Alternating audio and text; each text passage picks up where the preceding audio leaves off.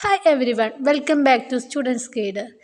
കഴിഞ്ഞ ക്ലാസ്സിൽ നമ്മൾ ബ്രിട്ടീഷുകാർ അവസാനമായി കൈവശം വെച്ചിരുന്ന സ്ഥലങ്ങളെക്കുറിച്ചെല്ലാം പഠിച്ചിരുന്നു. ഇന്ന് നമ്മൾ പഠിക്കാൻ പോകുന്നത് ഭരണഘടനാ രൂപീകരണവും ആദ്യ പൊതു തിരഞ്ഞെടുപ്പും. ഇന്ത്യയുടെ രാഷ്ട്ര രൂപീകരണത്തിനുള്ള അടിത്തറയായത് ഇന്ത്യൻ ഭരണഘടനയാണ്. ക്യാബിനറ്റ് മിഷന്റെ നിർദ്ദേശപ്രകാരം 1946 ഡോക്ടർ രാജേന്ദ്ര പ്രസാദ് അധ്യക്ഷനായി ഭരണഘടനാ നിർമ്മാണ സഭ രൂപീകരിച്ചു. അപ്പോൾ ഭരണഘടനാ നിർമ്മാണ സഭയുടെ ആദ്യത്തെ അധ്യക്ഷൻ ഡോക്ടർ രാജേന്ദ്ര പ്രസാദ്. ഭരണഘടന എഴുതി തയ്യാറാക്കാനായി BR അംബേദ്കർ ചെയർമാനായി ഒരു ഡ്രാഫ്റ്റിംഗ് കമ്മിറ്റിയെ നിയമിച്ചു. നിരവധി ചർച്ചകളിലൂടെയും സംവാദങ്ങളിലൂടെയും ഭരണഘടനയ്ക്ക് രൂപം നൽകി.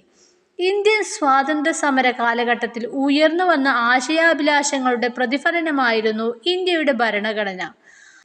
1950 ജനുവരി 26 സ്വതന്ത്ര ഇന്ത്യയുടെ ഭരണഘടന നിലവിൽ വരികയും ഇന്ത്യയെ ഒരു റിപ്പബ്ലിക്കായി പ്രഖ്യാപിക്കുകയും ചെയ്തു.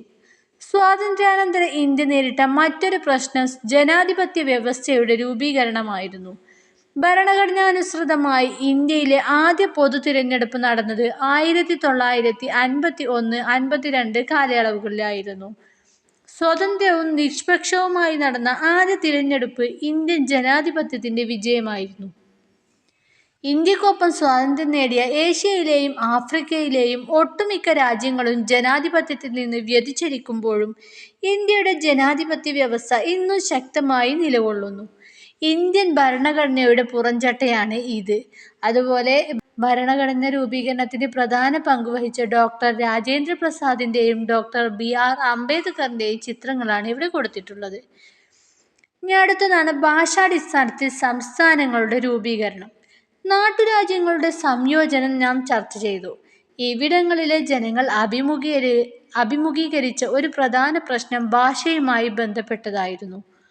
തന്നെ വ്യത്യസ്ത ഭാഷകൾ സംസാരിക്കുന്നവർ ഉണ്ടായിരുന്നു. അതിനാൽ ഭാഷാടിസ്ഥാനത്തിൽ സംസ്ഥാനങ്ങൾ രൂപീകരിക്കണമെന്ന ആവശ്യം ഇന്ത്യയുടെ വിവിധ ഭാഗങ്ങളിൽ ഉയർന്നു വന്നു. 1920 നാഗ്പൂർ കോൺഗ്രസ് സമ്മേളനത്തിൽ തന്നെ ഭാഷാടിസ്ഥാനത്തിൽ സംസ്ഥാന കോൺഗ്രസ് കമ്മിറ്റികൾ രൂപീകരിക്കാൻ തീരുമാനിച്ചിരുന്നു. സ്വാതന്ത്ര്യാനന്തരം ഭാഷാടിസ്ഥാനത്തിൽ സംസ്ഥാനങ്ങൾ രൂപീകരിക്കുക എന്ന ആശയം ഉന്നയിച്ചുകൊണ്ട് ജനകീയ പ്രക്ഷോഭങ്ങൾ ആരംഭിച്ചു. തെലുങ്ക് സംസാരിക്കുന്നവർക്കായി ആന്ധ്ര സംസ്ഥാനം രൂപീകരിക്കുക എന്ന ആവശ്യവുമായി സ്വാതന്ത്ര്യ സമര സേനാനിയായിരുന്ന പോട്ടി ശ്രീരാമലു നിരാഹാര സമരം തുടങ്ങി. 58 ദിവസത്തെ നിരാഹാര സമരത്തെ തുടർന്ന് അദ്ദേഹം മരണമടഞ്ഞു. ഇത് പ്രക്ഷോഭം രൂക്ഷമാക്കി. തുടർന്ന് തെലുങ്ക് സംസാരിക്കുന്നവർക്കായി ആന്ധ്രാപ്രദേശ് സംസ്ഥാനം 1953 രൂപീകരിച്ചു. ഭാഷാടിസ്ഥാനത്തിലുള്ള സംസ്ഥാനം വേണമെന്ന ആവശ്യം ഇതിനെ തുടർന്ന് ശക്തമായി. ഭാഷയുടെ അടിസ്ഥാനത്തിൽ സംസ്ഥാനങ്ങളെ പുനഃസംഘടിപ്പിക്കുന്നതിനായി സംസ്ഥാന പുനഃസംഘടനാ കമ്മീഷൻ രൂപീകരിച്ചു. ഫസൽ അലി ആയിരുന്നു ഈ കമ്മീഷന്റെ അധ്യക്ഷൻ.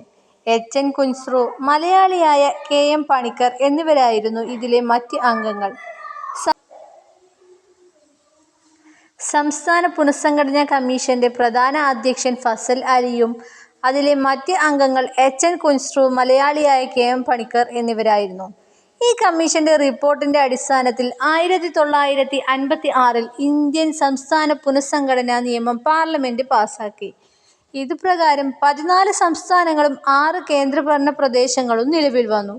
പിന്നീട് പല ഘട്ടങ്ങളിലായി പുതിയ സംസ്ഥാനങ്ങൾ നിലവിൽ വന്നു. ഇപ്പോൾ ഇന്ത്യയിൽ 29 സംസ്ഥാനങ്ങളും 6 കേന്ദ്രഭരണ പ്രദേശങ്ങളും ഒരു സ്റ്റേറ്റ് ക്യാപിറ്റൽ ടെറിട്ടറിയുമുണ്ട്. ഇനി അടുത്തത് നമ്മൾ പഠിക്കുന്ന പോയിന്റാണ് സാമ്പത്തിക മേഖലയിലെ മുന്നേറ്റങ്ങൾ. സ്വതന്ത്ര ഇന്ത്യയുടെ സാമ്പത്തിക അടിത്തറ വളരെ പരിതാപകരമായിരുന്നു. ലോകത്ത് അന്ന് നിലനിന്നിരുന്ന മുതലാളിത്ത സമ്പദ് വ്യവസ്ഥയുടെയും സോഷ്യലിസ്റ്റ് സമ്പദ് വ്യവസ്ഥയുടെയും സമന്വയമായ മിശ്ര സമ്പദ് വ്യവസ്ഥ അഥവാ മിക്സ്ഡ് എക്കോണമിയാണ് ഇന്ത്യ സ്വീകരിച്ചത്. അത് പൊതുമേഖലക്കാണ് പ്രാധാന്യം നൽകിയത്. സ്വാതന്ത്ര്യാനന്തരം ജവഹർലാൽ നെഹ്റുവിന്റെ നേതൃത്വത്തിലുള്ള ഗവൺമെന്റ് സാമ്പത്തിക മുന്നേറ്റം ലക്ഷ്യമാക്കി നിരവധി പദ്ധതികൾ ആവിഷ്കരിക്കുകയുണ്ടായി. ഈ പദ്ധതികളിൽ പലതും സ്വാതന്ത്ര്യ സമരകാലത്ത് പല കോൺഗ്രസ് സമ്മേളനങ്ങളിലും ചർച്ച ചെയ്തിരുന്നവയാണ്. കേന്ദ്രീകൃത സാമ്പത്തികാസൂത്രണമായിരുന്നു അവയിൽ പ്രധാനപ്പെട്ടത്. സോവിയറ്റ് യൂണിയനിൽ നിന്നാണ് ഇന്ത്യ സാമ്പത്തിക ആസൂത്രണം എന്ന ആശയം കൈക്കൊണ്ടത്.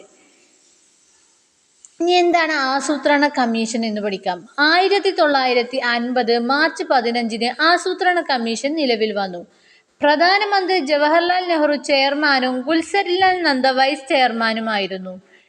ടി കൃഷ്ണമാചാരി, സി ദേശ്മുഖ് എന്നിവർ അംഗങ്ങളുമായിരുന്നു. സ്വാതന്ത്ര്യത്തിനു ശേഷം സാമ്പത്തിക ആസൂത്രണ പരിപാടികൾക്ക് ശക്തി വർദ്ധിച്ചു. 1950 ജവഹർലാൽ നെഹ്റുവിന്റെ അധ്യക്ഷതയിൽ ആസൂത്രണ കമ്മീഷൻ നിലവിൽ വന്നു.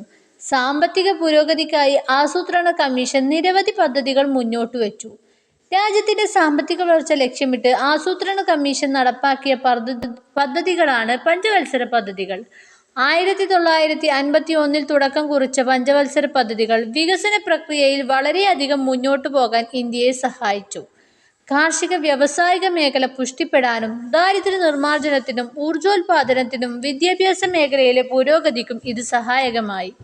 സാമ്പത്തിക പുരോഗതിക്കായി വിദേശ രാജ്യങ്ങളുടെ സഹായവും ഇന്ത്യക്ക് ലഭിച്ചു. വിദേശ സഹായത്താൽ ഇന്ത്യയുടെ വിവിധ ഭാഗങ്ങളിൽ ഇരുമ്പുരുക്ക് വ്യവസായശാലകൾ ആരംഭിച്ചു. മറ്റ് രാജ്യങ്ങളുടെ സഹായത്തോടെ ഇന്ത്യയിൽ ആരംഭിച്ച പ്രധാന ഇരുമ്പുരുക്ക് വ്യവസായശാലകളാണ് സോവിയറ്റ് യൂണിയന്റെ സഹായത്തോടെ ആരംഭിച്ച 2 ഇരുമ്പുരുക്ക് വ്യവസായശാലകളാണ് ഭിലായിയും ബൊക്കാറോയും. അതുപോലെ ജർമ്മനിയുടെ സഹായത്താൽ റൂർക്കേലയും ബ്രിട്ടന്റെ സഹായത്തോടെ ദുർഗാപൂരും സ്ഥാപിച്ചു. ഇന്ത്യയുടെ സാമ്പത്തികമായ ആധുനികവൽക്കരണത്തിൽ വൻകിട അണക്കെട്ടുകൾ പ്രധാന പങ്കുവഹിച്ചു. കൃഷിക്കാവശ്യമായ ജലവും വ്യവസായങ്ങൾക്കാവശ്യമായ വൈദ്യുതോർജ്ജവും ഇതിൽ നിന്ന് ലഭിച്ചു. ഇന്ത്യയിലെ ഏറ്റവും വലിയ വിവിധോദ്ദേശ നദീതട പദ്ധതിയായ ബക്ര നംഗൽ പദ്ധതി സ്വാതന്ത്ര്യാനന്തര ഇന്ത്യയുടെ അഭിമാനമാണ്. ജലസേചന സൗകര്യങ്ങൾ ലഭ്യമായതോടെ ഇന്ത്യയിൽ കാർഷികോൽപാദനം വർദ്ധിച്ചു. കാർഷിക പുരോഗതി, കന്നുകാലി സംരക്ഷണം, ഭൗതിക സാഹചര്യങ്ങളുടെ ഉന്നമനം തുടങ്ങിയ ലക്ഷ്യങ്ങളോടെ ദേശീയ തലത്തിൽ 55 പദ്ധതികൾക്ക് 1950 ഒക്ടോബർ 2 അതായത് മഹാത്മാഗാന്ധിയുടെ ജന്മദിനത്തിന് തുടക്കം കുറിച്ചു. 1990കളിൽ ഇന്ത്യയുടെ സമ്പദ് വ്യവസ്ഥയിൽ പ്രകടമായ വ്യതിയാനമുണ്ടായി. പൊതുമേഖലയ്ക്ക് പകരം സ്വകാര്യ മേഖലയ്ക്ക് പ്രാധാന്യം വന്നു. ബാക്കി ഭാഗങ്ങളുമായി നമുക്ക് അടുത്ത ക്ലാസ്സിൽ വീണ്ടും വരാം. ബൈ.